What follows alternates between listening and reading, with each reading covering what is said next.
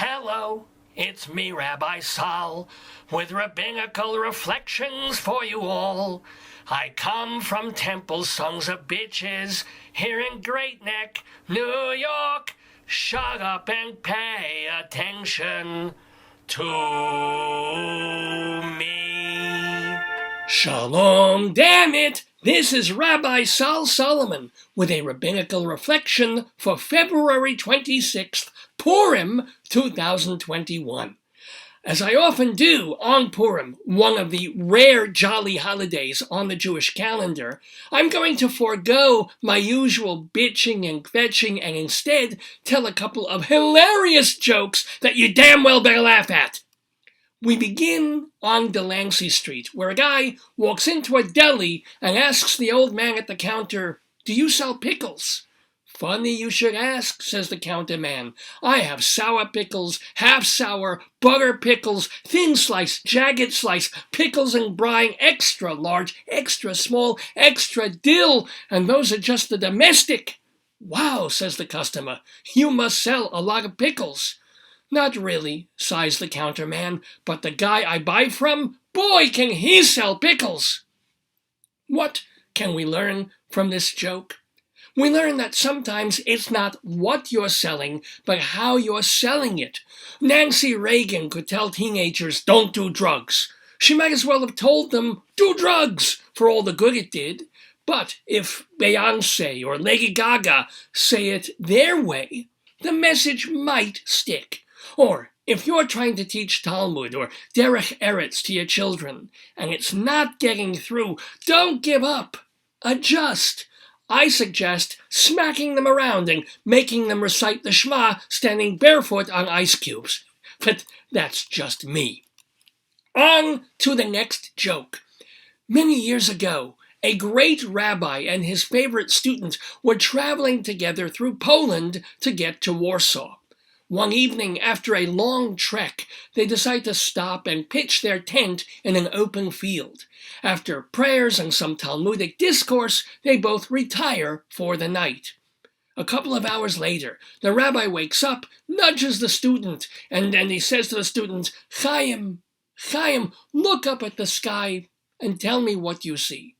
Chaim yawns and says, "I see a black sky with many millions of stars." "Yes, and what may we deduce from this?" "Well, Rabbi, astronomically, the view conveys the vastness of the universe.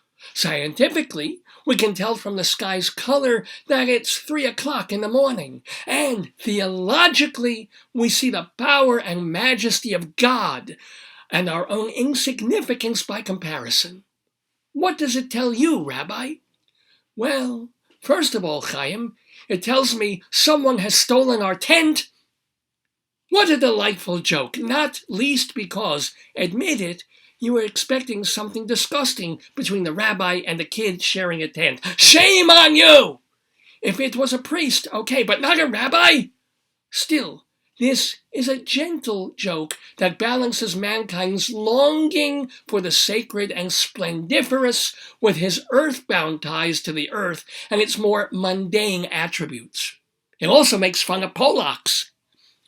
And it reminds us not to miss the forest for the trees, or the tent for the stars. We get bogged down in the mechanics of life and get ground up in the gears of detail. Sometimes it behooves us to stop, take stock of our surroundings, and maybe put an alarm system around our tents. Our final bit of humorosity also goes back in time, this one to Soviet Russia in the 1970s. A Red Army officer is visiting a school and questioning all the students in the classroom. He goes to a Russian girl and says, "Who is your father?" "The Soviet Union," she replies. "And who is your mother?" "The Communist Party," she says. "And what do you want to be when you grow up?" "I want to work with my comrades for the state." The officer goes to a little Russian boy sitting behind her. "Who is your father?" "The Soviet Union," says the boy. "Who is your mother?" "The Communist Party." "And when you grow up, you want to be a worker for the glorious party." The officer smiles and moves on to a scrawny child in the back of the room. What's your name? Mordechai Groisman. Ah, sneers the officer. Who is your father? The Union of Soviet Socialist Republics. Uh-huh. And who is your mother? The Communist Party of the Russian Federation. Very nice. And do you know what you want to be when you grow up? Oh, yes, says the boy. An orphan. Ah, the beauty of mordant Jewish wit, even at the expense of angering an enemy who could send his parents to Siberia. The child tells the truth and embeds a curse inside it. You can always hope your adversary is too stupid to get that the joke is on him, but let's face it, it's a little stupid of you to take that chance. At a time when we scrutinize and sometimes over-scrutinize things Goyim say about the Jews, it's nice to have a joke where the Yiddle lobs a grenade the other way. And isn't that what happened on Purim? Haman planned to kill all the Jews, but Queen Esther convinced the Persian king that was a bad idea. Not only was Haman hung from the noose he'd built to murder Esther's cousin, but Haman's 10 sons were killed in battle by Jewish commandos. The only thing left of Haman was his 3-cornered hat and his name, which we drown out with noise in the synagogue. Very often, Jews taste the first misery, but get the last laugh. Happy Purim! This has been a rabbinical reflection from Rabbi Sol Solomon, Temple Sons of Bitches in Great Neck, New York.